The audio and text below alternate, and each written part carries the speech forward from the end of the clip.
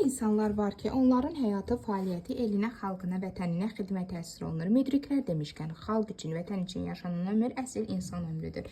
Belə insanların ömrü çətin, mənalı və şərəfli olur. Başı həmişə el içində uca olur. Onlar öz xoşbəxtliyini, saadətini, varlığını vətənə, xalqa ləyaqətlə xidmətdə görür. Belə insanlar öz xalqının, millətinin mənəvi siması genofondudur desək, səhv etməliyik. Tam məsuliyyət və qürurla deyə bilərik ki, belə insanlardan biri də sözün həqiqi mənasında gözəl insan Qorxmaz Məmmədovdur. Qorxmaz müəllim Daxili İşlər Nazirliyinin əməkdaşıdır. Hal-hazırda Şəki merosunda öz fəaliyyətini vicdan və ləyaqətlə icra edir.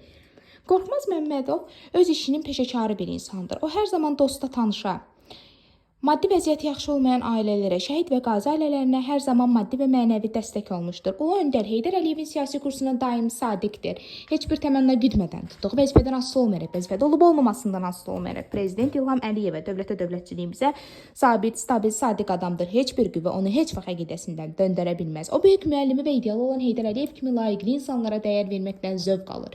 Yüksək texniki biliyi və təhsili olan, yüksək iqtisadi, siyasi və təcrübə qabiliyyətləri olan istedad sahibidir.